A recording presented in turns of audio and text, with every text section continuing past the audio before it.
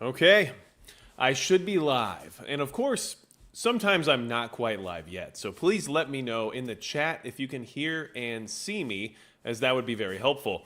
And of course, tonight we are live, as we are on most Monday nights, to talk about things that are happening around the world and here at home to get better prepared and have better motivation and planning available to us for whatever may come.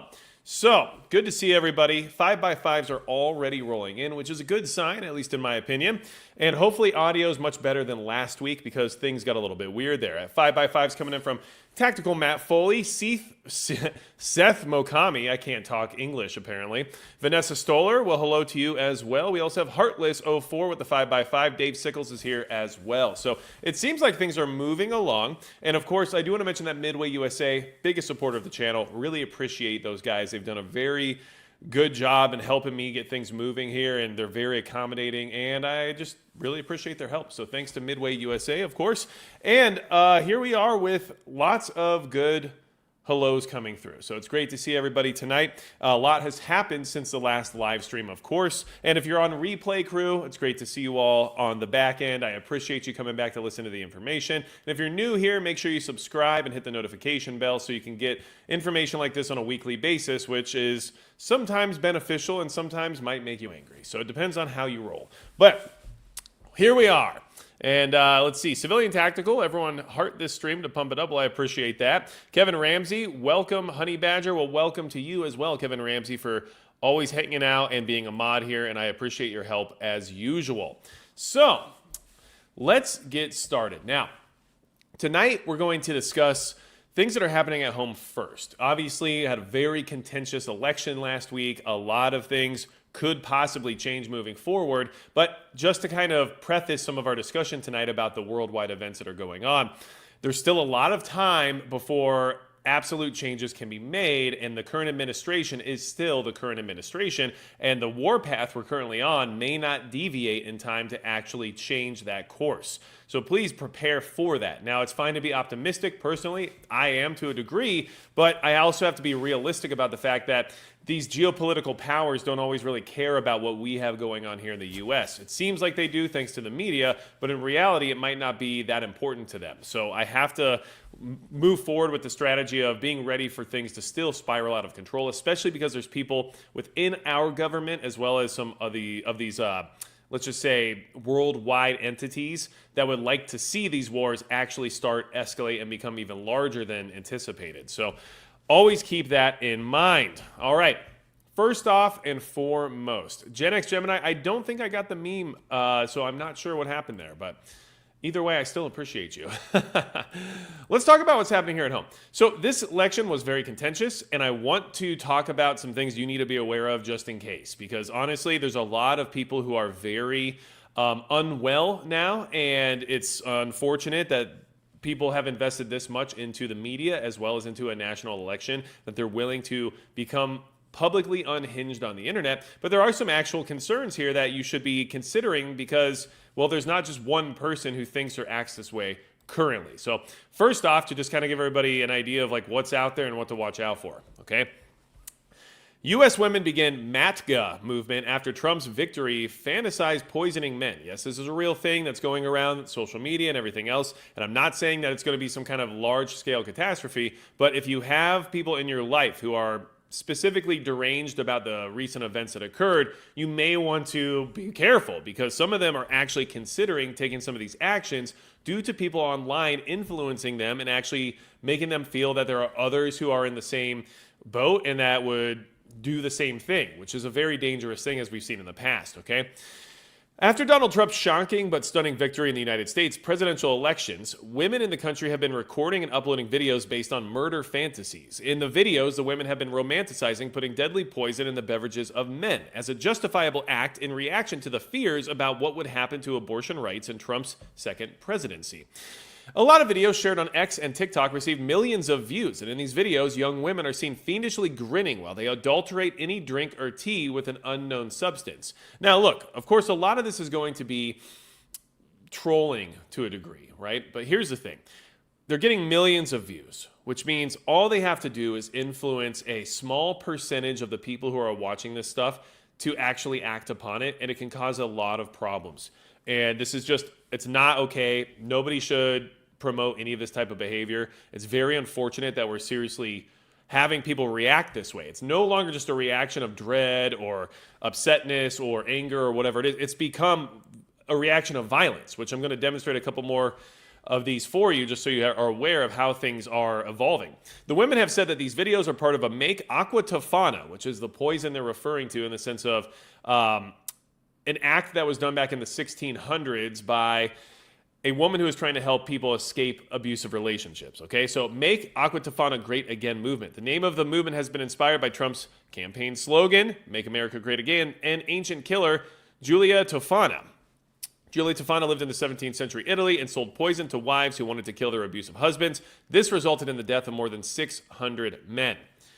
The signature brew of Tofana was a mixture of deadly ingredients like arsenic and belladonna called Aqua Tofana. Now, here's the thing. That was 600 men back then, right? Things are obviously different now. But regardless, I mean, this is a dangerous thought process that people are actually considering at this point in time. And I'm not saying the people making these videos are considering it, although they should be held liable and complicit for anything that they might inspire. But regardless, the people who are going to act on this aren't necessarily making videos about it. They're the people who are easily influenced by others and are very distraught right now and mentally deranged to a degree. So this is just a dangerous thing that people are playing with right now. And it's unfortunate that our country is this messed up to where people are considering acts of violence due to something like this, right? So moving on, I will go ahead and tell you that, you remember the assassin, Ryan Ruth, the guy who tried to take out Donald Trump on his golf course? I mean, I haven't heard hardly anything about this guy for a long time, considering he was an attempted presidential assassin, right?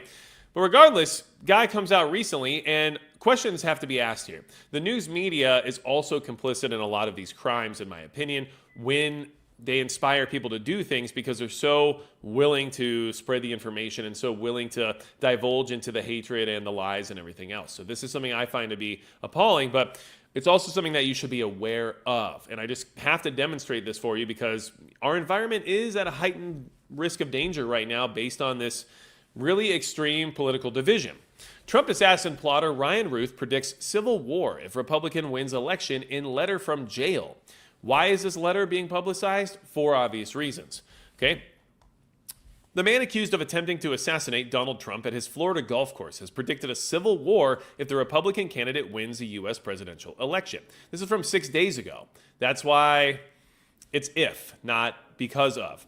In a letter to a local newspaper from his federal prison cell, Ryan Ruth, 58, claimed that a second Trump presidency could be the end of democracy, adding that Trump will not let go of power if we all give it to him. The letter was signed coming from the Trump alleged shooter Ryan W. Ruth, reported the Palm Beach Post. Ruth faces 3 firearms charges, an attempted assassination charge, and an assaulting a federal officer charge, with prosecutors alleging a plot to kill Trump. Ruth, a former Trump supporter, did not discuss the alleged attempt to kill former president in the letter, but urged Palm Beach, Florida residents not to vote for Trump. Will Palm Beach County hand the keys to our nation to the Trumps for the next century or more? How does Palm Beach view its neighbor? Palm Beach should be leading the way in guiding our country, hopefully to choose democracy over a dictator. I hope that you will respect your leadership role and push your state and country to maintain our American way of life. Please help. Now, the thing that you have to be understanding of this and why it's concerning for me is there are people who idolize people like this. This is a deranged man who had awful plans and was luckily disrupted. However, there are people who are asking for more action like this to occur right now all over social media. There are people who are trying to promote others taking these types of actions. And this person is also doing the same thing by insinuating the Trumps, I guess, the entire family will maintain control over the U.S. government for the next 100 years, and that this will all cause a civil war. And the people who are deranged and mentally unstable right now out there are hearing this and taking it to heart. And these publications are putting the information out there, and it's unfortunate. Am I putting it out there now? Yes, but not because I'm trying to promote this person's insane and deranged ideology or thought process, because I'm warning you about the fact that this guy who did the thing and tried to accomplish the thing is talking to people about making sure they don't allow democracy to die. So, Interesting that we don't hear anything about that case for weeks on end, and suddenly they're just saying, well, he wrote us a letter, so here you go, right? Because that's reasonable to post a letter from a potential assassin. Now, we'll go ahead and talk about one more thing that's going on regarding this. I just want to demonstrate how dangerous people are thinking right now. There's no guarantee they'll act on these things, but there are a lot of people talking about violence, specifically against Trump supporters and also specifically about white men. And honestly, that's unfortunate because anyone could be of any background or ideology or opinion or religion or whatever it is, regardless of race or sex. And these people are basically saying that it doesn't matter to them. If you fit this bill, you are in danger. And that's, first off, unacceptable. But second off, the environment we're currently in. So you personally need to be careful. We don't only have to watch out for what's happening to world leaders or people who are, in the political sphere or anything along those lines. You need to watch out for yourself. And look, if you are connected to anyone who you might label as crazy right now, especially in the relationship realm, and I just told you about the Aqua Tofana thing, and then I also am telling you about what I'm about to say, just think about that. Maybe just rinse out that water glass beforehand. You know what I mean? Woman vows to shoot and murder white men after Trump's victory. Okay. Well, we might have officially found the most mentally unhinged person on the internet. There have been plenty of insane takes on the internet in the aftermath of President-elect Donald Trump beating Vice President Kamala Harris to return to the White House as America's 47th president. Of course, there's also been some cool ones, but overall, there's no doubt the crazies are out in full force. That now includes a woman promising to shoot white men. I don't know if you've seen this, but it's a pretty jarring video in all honesty. TikTok user Katie Payne shared a video claiming she's going to purchase a Glock in order to shoot white men she encounters at night. Even if you don't approach me, I will shoot you, she proudly proclaims in the video, since she's since made her account private, but the internet is forever. You can watch her disgusting and appalling comments in the video below and let me know your thoughts. I have some news for Katie Payne. She's not the kind of person who does well in a gunfight. I agree with that, but that doesn't mean she's not dangerous because she's clearly mentally unstable, unhinged, and willing to publicly announce her intent to commit violent actions. So this is where we are, okay? And obviously they're talking about how that's racist to specifically identify a certain race and everything else when you are trying to incite violence and everything else. But the problem is this isn't about her. There are many, many other examples of people like this online right now who are trying to instigate and promote violence. They're telling people, hey, if you're, an assassin out there, we're counting on you. Stuff like that. They're also trying to say things like, if you're a spouse or your significant other or your friend or your coworker actually voted for Donald Trump, then they deserve violence and you should, act it upon them. So it's a dangerous environment. And I'm not trying to say that you should be walking around scared of these people or anything like that, because like I said, they're unhinged, mentally unstable people. But you have to be aware of the fact that there are some of them around you, possibly out and about. And especially if you're someone who's willing to wear political merchandise or things that would identify you as somebody who would be of a certain ideology, that's fine because you have the right to do that. And I would never tell someone not to do that. But I would say that you should at least practice a little bit more situational awareness and be a little bit more concerned about your overall safety based on the current environment. Not forever into infinity, but like right now, that is a risk to a degree, right? So this is where we're at. People are not taking it well, let's just say, okay? And like I said, it's in my description tonight attached to the video, but I'm actually relatively optimistic for the future in hopes that this change could possibly change our trajectory and change some other things about the way the country is running currently. Will it? I can't guarantee that, of course, but I have to at least have some level of positivity for the future because, well, I have a family. And if I only consider the future to be dire, bleak, and completely unfeasible as a livable situation, then what am I really doing as a father, right? So obviously I need that optimism in a way to keep motivating myself to move forward. But regardless, that doesn't mean I stop preparing, which unfortunately, at least in my opinion right now, a lot of people are likely to stop preparing because they're going to assume due to this change that now things will be fine and they don't really have to worry about it. Unfortunately, that overlooks a lot of other things such as natural disasters or foreign adversaries or an aging and fragile infrastructure, as if those things can't happen regardless, right? So please keep all that in mind. Not to mention something like a pandemic, which even if it is man-made or not man-made, regardless, a pandemic can just happen. And that's just always been on the board and it's always been a possibility. And when I say that, I mean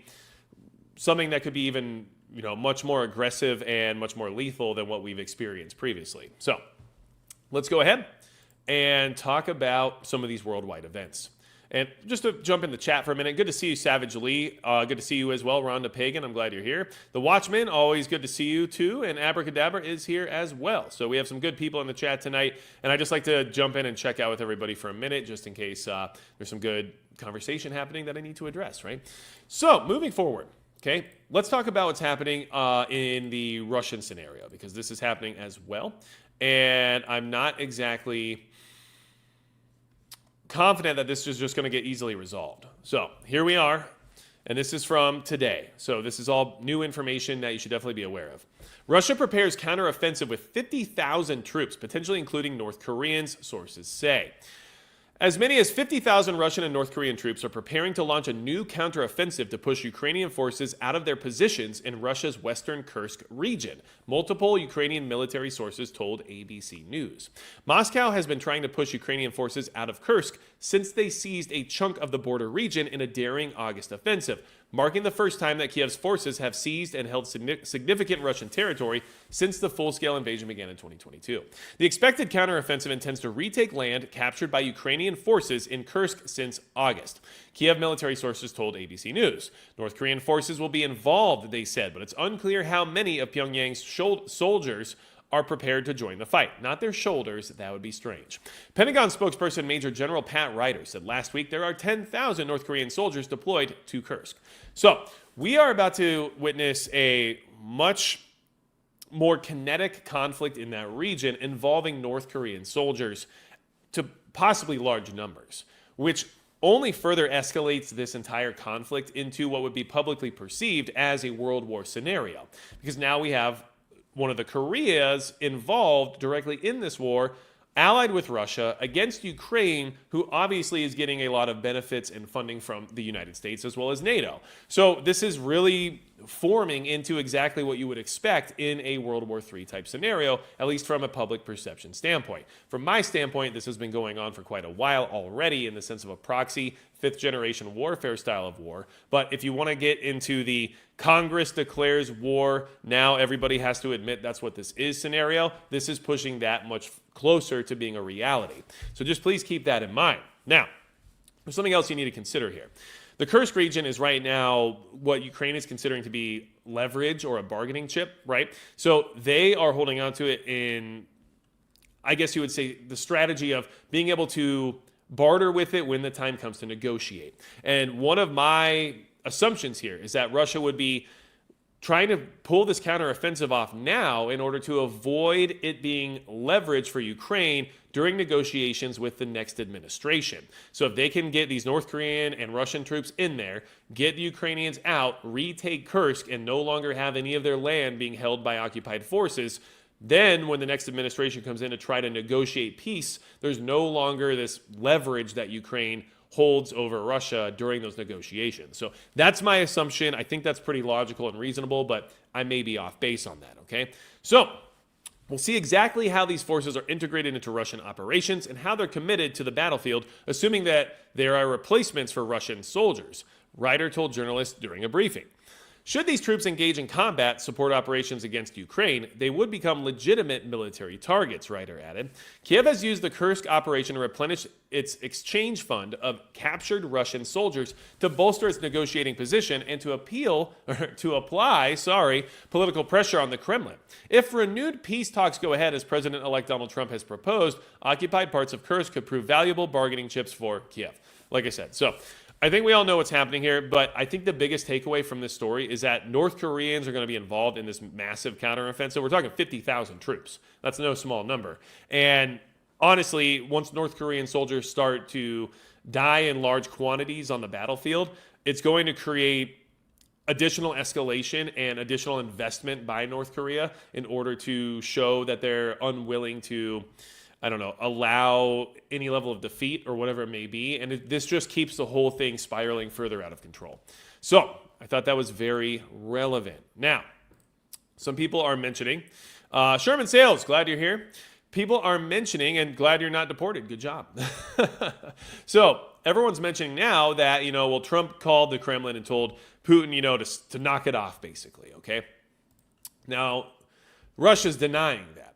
And so I don't know who to believe here, but what I'm trying to say is that I don't think any of this matters right now. Like I said, there's a lot of time before the next administration actually takes over and actually has the ability to make decisions on what's happening in the world. So I think Russia's going to use that time to get rid of the leverage that Ukraine has, which would only make sense from a strategic standpoint, at least in my opinion.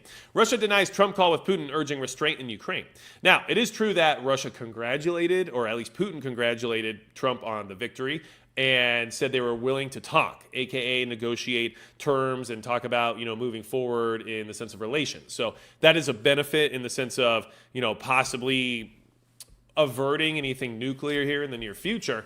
However, it's not a guarantee. And we are now, hearing that this didn't happen, which was reported on, I think, yesterday, where Trump told Putin, to stop escalating with Ukraine. So who knows who's telling the truth here? But regardless, like I said, I don't think anything can really, truly happen right this second. Although you can start putting the pieces into place in order to have the steps there for when you're ready to take them. You can't take them until after January 20th, right? The Kremlin has denied media reports that U.S. President-elect Donald Trump held a call with Vladimir Putin in which he is said to have warned the Russian president against escalating the war in Ukraine. The call, which was first reported by the Washington Post on Sunday, is said to have happened on Thursday. Trump is also reported to have mentioned America's extensive military presence in Europe to Putin. A Kremlin spokesperson said the reports were pure fiction, while Trump's team told the BBC that it would not comment on the president-elect's private calls, which I think is the right call, right? If we're having private calls with world leaders, you don't tell everybody about it, or else you lose credibility and you lose the ability to have these negotiations and conversations in the future due to lack of trust. So it makes sense to me that they can't verify any of it, because then it would just show that they're not someone worth having, I wouldn't say secret, but confidential conversations with, right? Trump's communications director, Stephen Chung, told BBC, "We do not comment on private calls between President Trump and other world leaders." But he said leaders had begun the process of contacting the president-elect. Kremlin spokesperson Dmitry Peskov denied a conversation had taken place. "This is completely untrue. It's pure fiction. This is simply false information. There was no conversation." Trump has promised to end the nearly 3-year-long war in Ukraine, but has yet to outline how he intends to do so. Zelensky has previously warned against conceding land to Russia and has said that without U.S. aid, Ukraine would lose the war. Okay, so regardless, while Peskov on Sunday spoke to Russian state media of positive signals from the incoming administration, others say they trust the future president will not abandon Ukraine. There's a lot up in the air still. We know that. I think funding and everything is going to be top of mind for the new administration when it comes to aid and everything else, especially based on the previous rhetoric surrounding NATO and their need to fund themselves more thoroughly before the U.S. should continue that level of funding. So I think there is some reason to believe there could be some change regarding that, but we don't know until we know. And for now, it's still the Biden administration that Russia has to deal with, and it's still the Biden administration that Russia has to decide whether or not they respect. So there is a lot of considerations there. Now, let's see here. People are chiming in, which I always appreciate. Okay, let's see here. Hello, Magic from Missouri. Well, hello, Poodle Prepper. Good to see you. Glad you're here. And we have other good people in the chat too. Gunslinger 67, I can't tell where my blonde stops and the gray starts. Yeah, I totally understand that. I may not, know how far my white is going to go, but as of right now, it is expanding and it will continue to expand most likely. And hey, maybe one day in the future, I will be able to be a mall Santa Claus, and that could be my calling. But for now, I'm just a guy who looks like he dyes his hair, but doesn't actually dye his hair. All right, which is always great when that's the only thing people are concerned about regarding the information within my content. I can't listen to a guy who would dye his hair that dumb. Well, I can't listen to a guy who is dumb enough to assume I would dye my hair this way. So there you go. Moving forward. Sorry if I offended anybody who assumed that, but you should always just ask, I guess, is what I'm trying to say. Now, let's go ahead and talk about the Middle East, because this is a place where I have a lot of concerns, and I don't have a lot of faith that this is going to change much at all, regardless of what happens here in the next short period of time. All right. Additional U.S. F-15 fighter jets arrive in Jordan as Israel anticipates Iran attack. Okay, this is from November 7th, 4 days ago. The Biden administration seeks to dissuade Iran from launching yet another retaliatory attack against Israel amid a drawn-out exchange of strikes that risk escalating into a wider conflict. We're going to talk about Iran, and then we're going to talk a little bit about Israel, and we're going to talk about why tonight's discussion is titled, They Still Want War. And, of course, I'm talking about all of the foreign adversaries and everybody you know, but I'm also talking about people here within our government as well as in Israel, because there is obviously blood in the water and the sharks are out and they're ready for it. So just please keep this in mind. This is where things are going to get really dicey, regardless of what Donald Trump is capable of moving forward and regardless of what the Biden administration allows for currently or whatever else. Like, there may not be any stopping this train. I'm just going to be honest with you. I'm not exactly sure how easy this would be to derail at this point. Additional U.S. F-15 fighter jets have arrived in the Middle East as the Biden administration seeks to dissuade Iran from launching yet another retaliatory attack against Israel amid a drawn-out exchange of strikes that risk escalating into a wider conflict. The fighters join other American strike aircraft in the region, amassed by the Pentagon in recent weeks in response to Iranian officials' threats to retaliate against Israel. Among the recently deployed assets are additional Navy destroyers and several B-52 bombers based at Al Udeid Air Base in Qatar. The Pentagon announced the deployments last week as replacing the strike capabilities of the USS Abraham Lincoln aircraft carrier, which was scheduled to return home. Iran's top leader, Ali Khamenei, last week threatened to exact a crushing blow against the United States and Israel for Israel's expanded war campaign, which has devastated Hamas in Gaza as well as the Lebanese Hezbollah movement and is Iran-linked arms suppliers in Syria. Its Iran-linked arms suppliers in Syria. On Thursday, Israel's outgoing defense minister, Yoav Gallant, said that Hamas had been defeated and that Israel achieved all its objectives. A stance that has put him at odds with Prime Minister Benjamin Netanyahu, who has pressed to continue the war and fired Gallant earlier this week. So, just to reiterate that, Gallant, okay, the previous defense minister in Israel, said that all of their objectives were achieved in their war with Hamas in Gaza. And he was fired for saying that and replaced with somebody who was willing to keep the war going.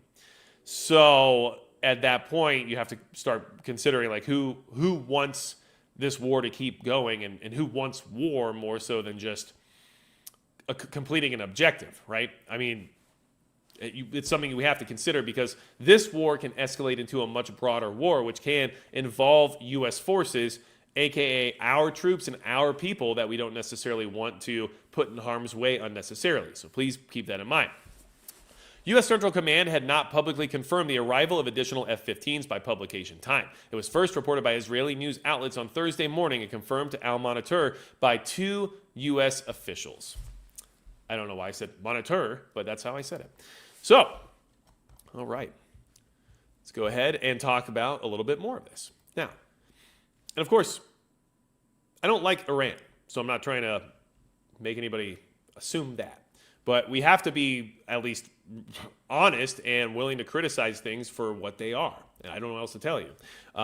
It is what it is. I don't want broad war. I don't want World War III to turn into a publicly perceived reality. I don't want the Middle East to be another meat grinder for our troops and for people who we care about. So I am concerned about this because this is the playbook that the war hawks within our government have been working with for decades now. And I don't know if you lived through the GWAT, but I remember being pretty upset about the fact that we were lied to so frequently in order to promote it. So please keep that in mind as things move forward. You have to set your bias and personal feelings aside a little bit in order to really understand what's happening rather than just be so invested in one particular cause that you are unable to see the horizon, right? Sorry, but that's just like the best advice I can give you. My personal beliefs don't necessarily override what's actually happening, right? So now here's an interesting take, and this may be true, but I just am sharing it with you because I found it to be interesting And I think that we can see from both sides this may be true. Iran wants war with the United States. The alleged plot against Donald Trump is a clear casus belli. This is from November 9th, so 2 days ago. Now, just in case you don't know, a casus belli is basically an action that provides a justification for war. So, I don't know, like assassinating a head of state is a casus belli, right? So, since Donald Trump was reelected as U.S. president, the left in the U.S. and Europe have gone into meltdown.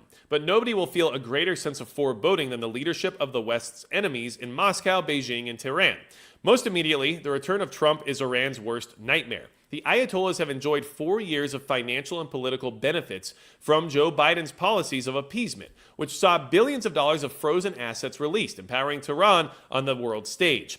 Why else would Supreme Leader Ali Khamenei have allowed or even ordered his terrorist proxies, Hamas and Hezbollah, to so viciously assault Israel in October last year, if he did not feel confident that a craven U.S. administration will let him get away with it? And honestly, there's probably a lot of truth to that because, well, I mean, they did it. Regardless of whether or not you want to say they got away with it, they definitely did it. The Trump years were very different. As president, Trump had trashed Barack Obama's irrational nuclear deal and piled on economic sanctions. He went on to order the elimination of Qasem Soleimani, chief of the Islamic Revolutionary Guard Corps, Quds Force, the organization responsible for terrorism across the Middle East and around the world. Trump's return to the White House therefore represented a clear and present threat to the continuation of the regime in Tehran.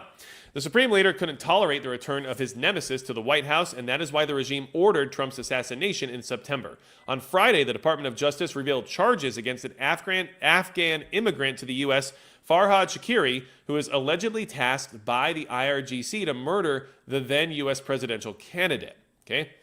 There is no question that Khamenei and the IRGC meant business. The regime has successfully carried out multiple political assassinations since it came into power in 1979 and has attempted to murder many others. Okay? On its own, Iran's intent to assassinate Donald Trump is a casus belli, demanding the decapitation of the regime. But Tehran's aggression goes beyond even that. In the last year alone, Iran's proxies have carried out almost 200 attacks against U.S. forces in Iraq, Syria, and Jordan. On 7 October last year, more than 40 Americans living in Israel were murdered by Iranian proxies and 12 kidnapped, some of whom are still held hostage. Trump has warned Hamas and their Iranian sponsors, "We want our hostages back, and they better be back before I assume office, or you will be paying a very big price." So that is something you would want to mark, not necessarily in your calendar, but mark it as a possible trigger event. And what do I mean by that? So if the American hostages who are still being held captive by Hamas, possibly in Gaza, but who knows where, in all honesty, and they aren't rescued or returned by Trump's inauguration, then understand there could be a very heavy-handed retaliation response from the U.S. in the Middle East, possibly to Iran, possibly to Gaza, who knows where, but that could create an event that escalates this war into something much larger. So I do have faith and I do have some optimism that possibly this is the strategy of the Trump administration to create leverage and to create negotiating talking points in order to avoid escalating war and avoid further war, because that is a platform that they're currently running on. But I also can't write off the possibility that these things truly can occur and truly could escalate the entire scenario into something much larger. So you have to be prepared for either option to occur, and hopefully the better of the two is what happens, right? But we can't guarantee that. So please just keep that in mind, okay? That suggests that when Trump re-enters the White House, Washington's protection of Iran will come to a dramatic end. It is vital for the Middle East and the West that it does. Thanks to Obama's nuclear deal and Biden's appeasement, Tehran is now on the cusp of becoming a nuclear-armed state. It is believed to have sufficient highly enriched uranium to manufacture at least 10 nuclear weapons and the ability to deliver them by ballistic missiles, and may be about to gain the capability for weaponization. Okay, now, and of course, they're saying Biden said you can't target the nuclear capabilities of Iran to Israel, and supposedly that is something he said. That doesn't mean that they're going to follow it. We're going to talk about that here in just a second. But this is an opinion, obviously, but this is what they're saying, that Iran wants war with the United States. Now, there's part of me that also knows that the United States wants war with Iran. We know that there are people within our government right now, the Lindsey Grahams of the world, who, if given the option, would just say, yeah, let's go to war with Iran right now. So keep that in mind. It's not, like, it might be true that Iran wants it. I don't think so per se, because they would lose. I just don't see it going any other way. but maybe they want it because it's their only option at this point. I don't know. You have to ask who has more to gain and who has more to lose in that scenario. The U.S. could literally just take all the oil and do all the things we've done in the past, and Iran would just be decimated. And so who gains from that and who loses, right? Regardless, we're going to move forward. Now, speaking of that assassination plot, this is something else to keep in mind about how things are dangerous right now in our country, not just because of possible worldwide events.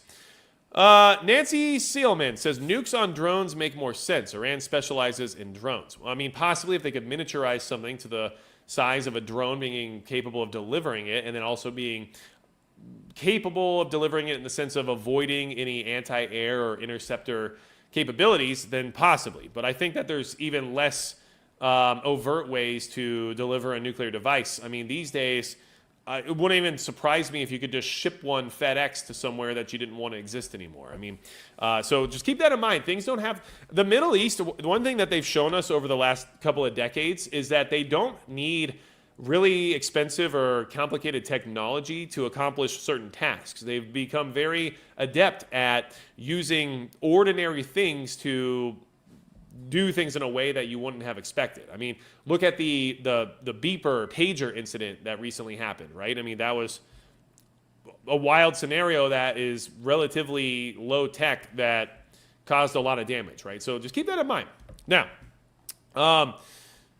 Gunslinger says it dug in like an Alabama tick. Exactly. So this is important to know. Now, there's a couple things I want you to kind of frame here, if you can, okay? First off, if this was real, then yes, this would be basically a declaration of war by Iran. You know, if they specifically set out to try to assassinate Donald Trump and then they were successful, there would be no reason for the U.S. not to respond in a very aggressive and heavy-handed way. So if they wanted to provoke a war, I guess that's a strategy. The other thing to keep in mind is that understanding the history of the U.S., especially when it comes to certain assets existing in the Middle East and certain assets creating different organizations in the past, such as Al-Qaeda or ISIS or some of these other entities that had involvement from assets from the U.S., understand that this could also be part of that structure trying to involve the U.S. in a war in a way that solves a couple of problems for certain individuals within our government all at the same time. Right? So I'm a skeptic because of the things I've read and the things I've researched and just what's happened in our past. And that's why understanding history is relatively important, right? But at the same time, it could just be exactly what it's being told to us as, and that's also concerning. Very dangerous times, like I said. Justice Department brings criminal charges in Iranian murder-for-hire plan targeting Donald Trump. Now, if you don't remember, another plan that was put together by a man back in, I want to say September, was foiled, right? With similar concepts in mind, having handlers related to ISIS and all types of stuff, right? So this is not the first time this has happened within the last 2 months. So obviously there's more people on the ground here in the country that are part of these organizations and willing to participate in these types of actions. So this doesn't necessarily just go away after one of these things is caught or apprehended, okay? Right. Now, this is also from November 8th, 3 days ago. If you're new here, we generally talk about information from the previous week. And if we do talk about things that are older, it's in order to build context or to remind you of things that have happened before in order to really understand what it is we're discussing. So please be aware of that. And this is a good opportunity to say, hit the like button if you don't mind, because it helps the channel quite a bit. And it also makes me feel good like I'm doing something right. So thank you so much. I need praise like a dog every so often. Washington.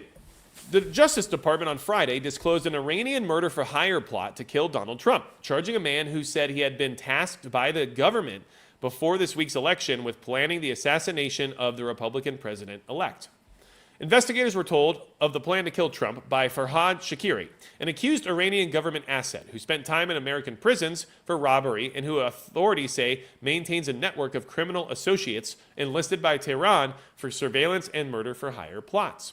Shakiri told the FBI that a contact in Iran's paramilitary Revolutionary Guard instructed him this past September to set aside other work he was doing and assemble a plan within 7 days to surveil and ultimately kill Trump, according to a criminal complaint unsealed in federal court in Manhattan. The official was quoted by Shakiri as saying that we have already spent a lot of money and that money's not an issue. Shakiri told investigators the official told him that if he could not put together a plan within 7-day time frame, then the plot would be paused until after the election because the official assumed Trump would lose and that it would be easier to kill him than the complaint said. Shakiri is at large and remains in Iran. So he talked to the FBI. They had a conversation with him about all this stuff, and he's just gone now. So good job, I guess.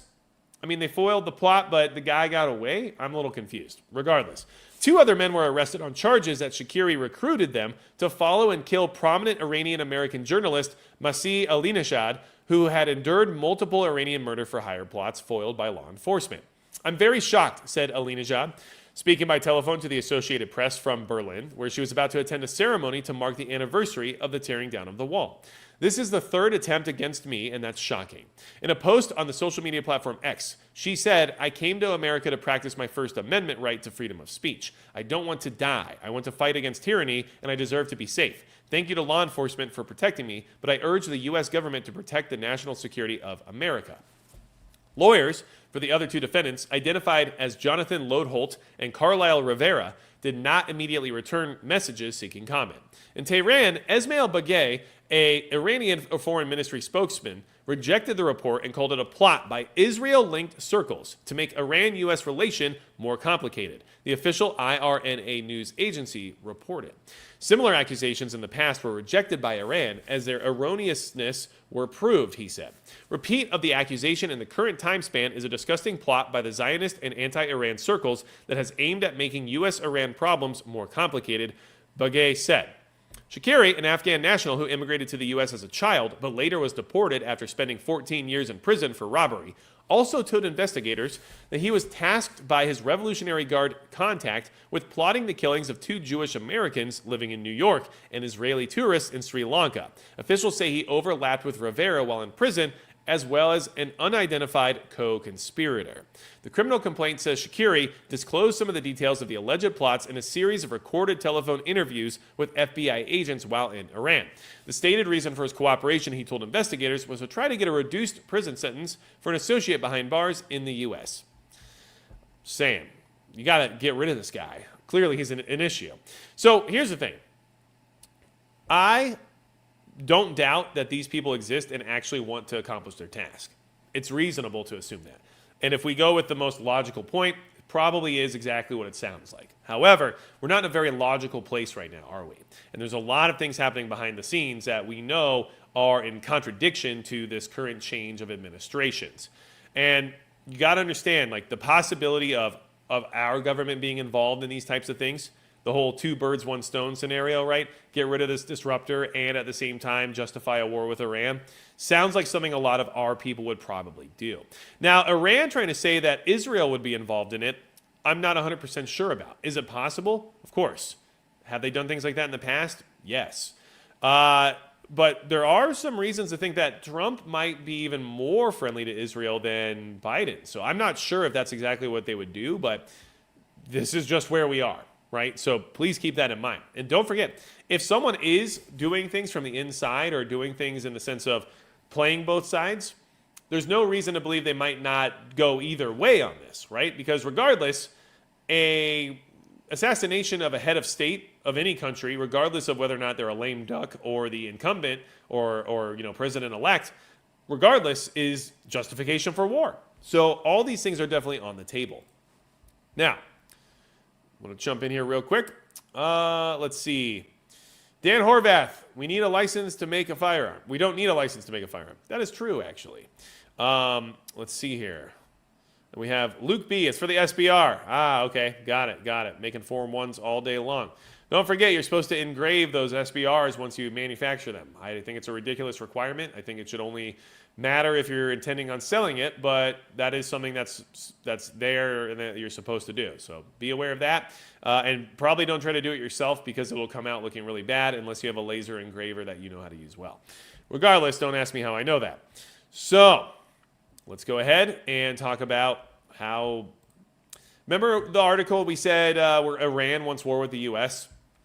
I mean, this looks like Israel wants war with Iran. So, like I said, I can't tell you who's doing what or who's really pushing for all this, but this is just what they're telling us directly from them. So I don't know what to tell you. New defense minister, right? Because Gallant, the guy who said they were done with their war, who got fired for saying so, is gone. So this is the new guy. New defense minister says Iran's nuclear facilities more exposed than ever after Israeli strikes on October 26th. During a first meeting with the IDF General Staff Forum, Defense Minister Israel Katz says that Iran's nuclear sites are more vulnerable than ever following Israel's airstrikes on its air defense sites. Iran today is more exposed than ever to damage to its nuclear facilities. There's a possibility to achieve the most important goal, to thwart and remove the threat of annihilation from hanging over the state of Israel, Katz says during the meeting in remarks provided by his office. On Lebanon, Katz says there will be no ceasefire and there will be no respite for Hezbollah until the goals of the war are achieved.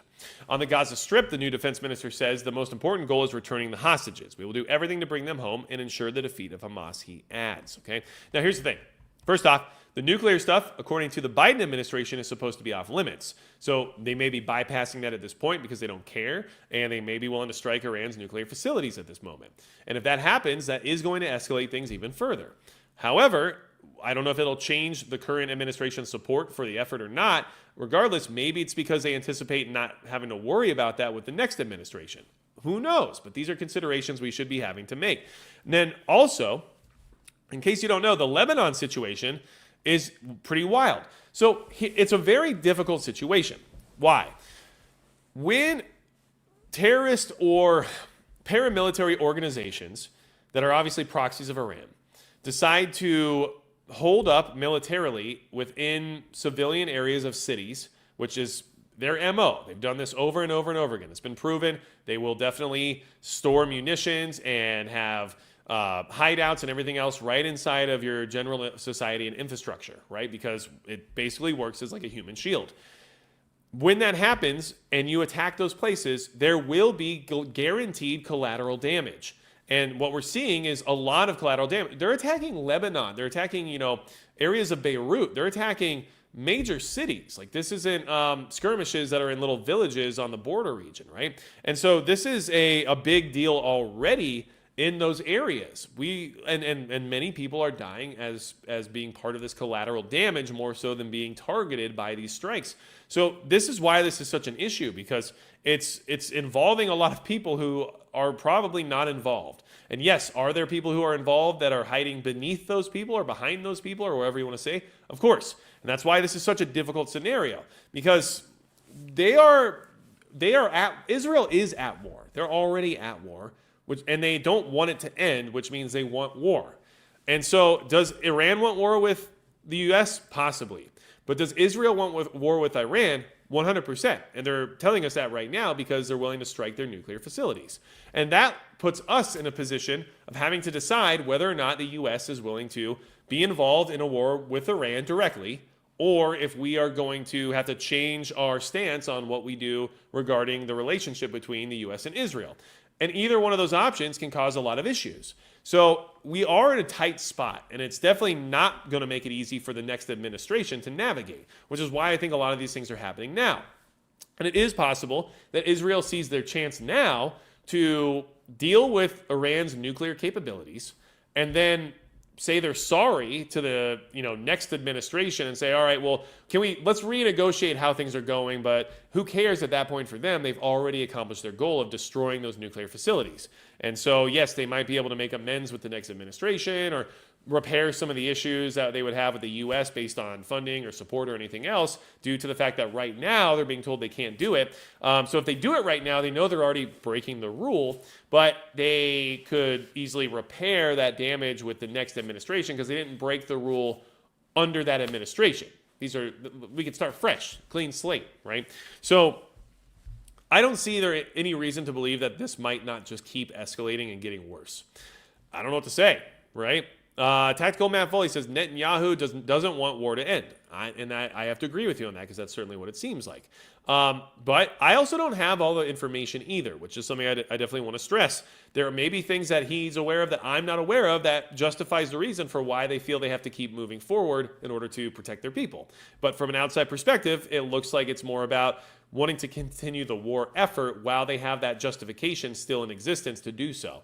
So I don't know what to say, but this is where we are, and this is why we're watching out for these things right now, because it can affect us here at home, maybe not kinetically, but definitely when it comes to our soldiers being deployed to the Middle East yet again, which I don't think people want to actually see happen.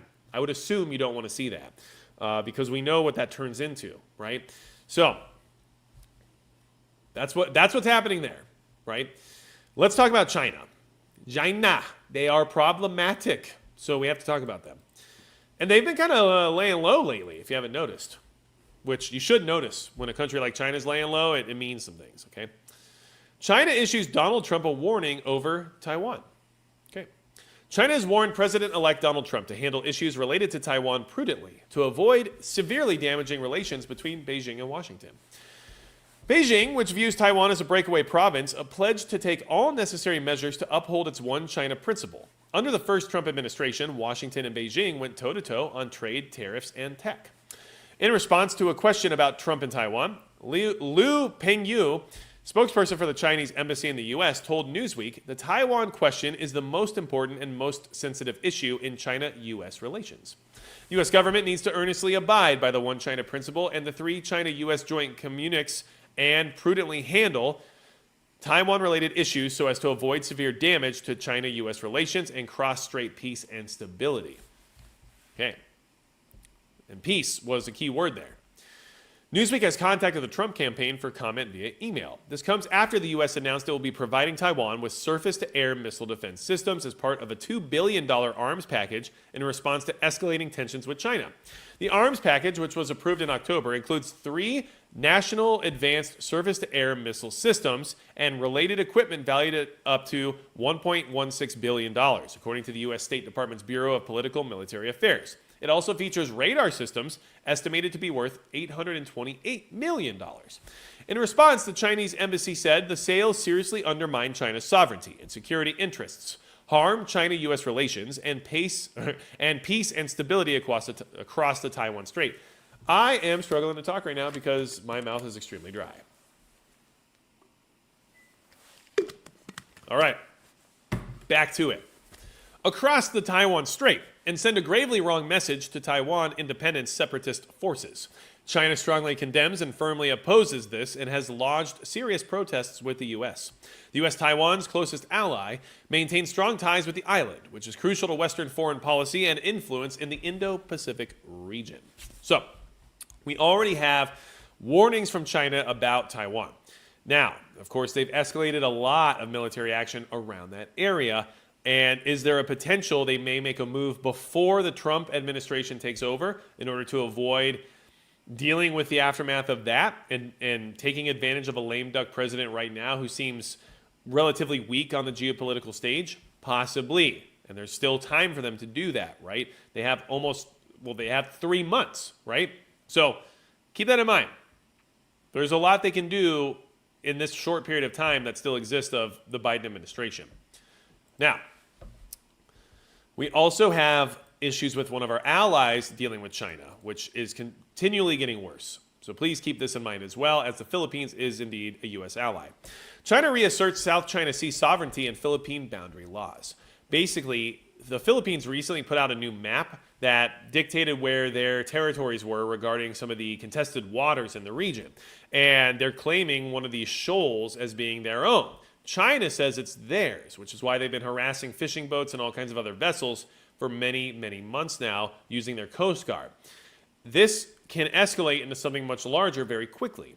And if China decides to sink some ships or who knows what in that region because of them claiming it to be theirs while the Philippines says it's theirs, how will the U.S. react and what will we have to do? Because now our ally is being attacked by one of our greatest adversaries while what our ally claims to be in their own territory. It's a consideration to make, right? China has reasserted its territories around a flashpoint reef in the South China Sea after the Philippines defined its sea boundaries in the contested waters. Philippine President Ferdinand Marcos Jr. signed 2 laws on Friday to define the country's maritime entitlements and set designated sea lanes and air routes to reinforce sovereignty. China's Ministry of Foreign Affairs said on Sunday that it firmly opposes this and will continue to take all necessary measures in accordance with the law to resolutely defend the country's territorial sovereignty and maritime rights and interests.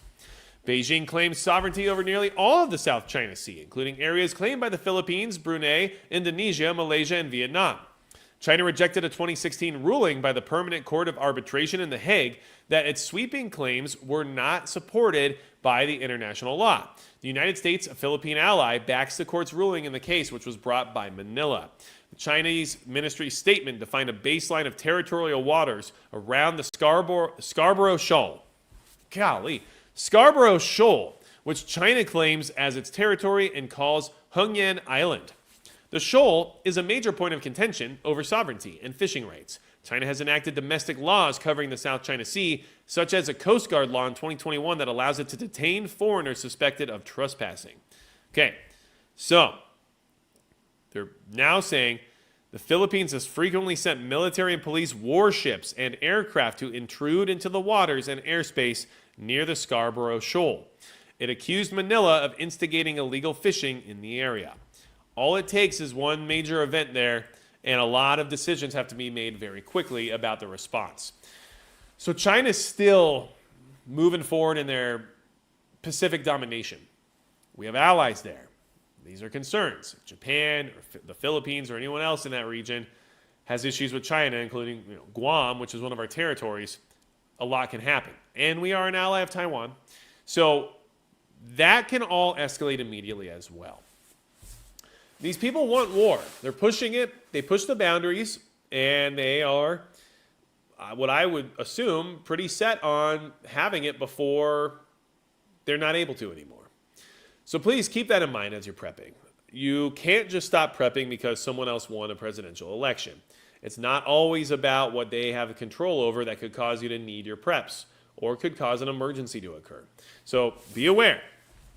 That is something that we have to always keep in mind. But I think it's okay to be optimistic because of this change. And if you want to be positive about the future or you feel better about the way things could go, then that's fine. And I think that we should promote that. But don't let it blind you to the possibilities of other events occurring that you may need to be prepared for. And that's some decent advice, I guess I would say. And of course, tonight, one thing I did notice, and this is something that I think you should self-reflect on in case it affects you directly or something that you should at least be aware of, is that any time I gave any level of possible criticism towards Israel, which was just based on the information given to us, sometimes directly by them, 40 or 50 people left the chat. And I think that's unfortunate because even if you're an ardent supporter of whatever Israel does, you should at least take that data and implement it into your thought process whenever you're trying to understand what's happening, regardless of your opinion. And that's when I try to do the best I can while making these live streams and formatting them and putting the information together, because my bias could tell a completely different story, but that might actually hurt your ability to use this information to prepare, because I might be wrong on my opinion, but that doesn't help you if you're using my opinion now to base your strategies moving forward of how you're going to deal with some of these possibilities. So I highly advise you to try to remove the personal bias from data gathering and data collection. When you're just trying to research and get information, you can't just deny the information because you don't like it. You should just, at the very least, bank it into your database and then reflect on it if it ever comes up again as being a possible thing you need to reflect on, right? So hopefully that helps everybody out. I'm trying my best here. I'm not trying to create any issues along those lines, but I am saying things exactly how I'm seeing them as best I can in order to give you all the best information I can. Hope that works, okay? So I will go ahead and let you guys know that I do have the private live stream tonight, which is for channel members as well as Subscribe-Star members. If you want to be a channel member so you can come hang out, you click that join button down below underneath the video, and you will be a channel member, and then you'll have access to the private live streams by going to the channel page, the community tab, and then clicking on the link that's posted there. If you are a Subscribe-Star member, the link is posted on your feed there as well. And of course, if you want to join the Subscribe-Star, I will go ahead and post that link into the chat. It's also in the description of this live stream as well, and that way you can join over there to support the channel directly. And I do not hide information behind a paywall, so anything that we talk about in the private live stream is just casual, and it's just for us to say, you know, hey, what's up? And for me to say, thank you for supporting me directly. This is my way of showing you that appreciation. So, and on Subscribestar, I have new things in the works to try to improve the value of being part of that membership as well. And I think that moving forward here, there will be some positive changes in that direction.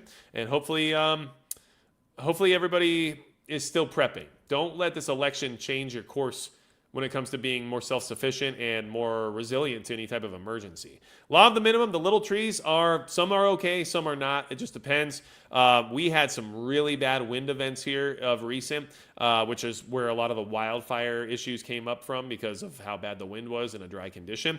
Some of the trees literally broke because of the wind, and some of the trees are doing all right. So we'll see how they do come next spring. But this is kind of an experiment for me, and it's not something that I'm, relying on in the sense of a crop per se, or as an orchard. But I am testing it out to see how much involvement these trees actually require, being that they're a native species to the area, and whether or not they're resilient enough to get through winter on their first year. So this will be a very interesting test, which is fine because that's all I'm really doing when it comes to growing and anything related to agriculture is just experimenting, because I grew up in the suburbs and it's definitely not my area of expertise. So I hope all of you have a great night. I look forward to seeing you again next Monday. Make sure you like, subscribe, and share this live stream if you find it beneficial and informational. Replay crew, thank you again for always coming back, and I will see all of you next time.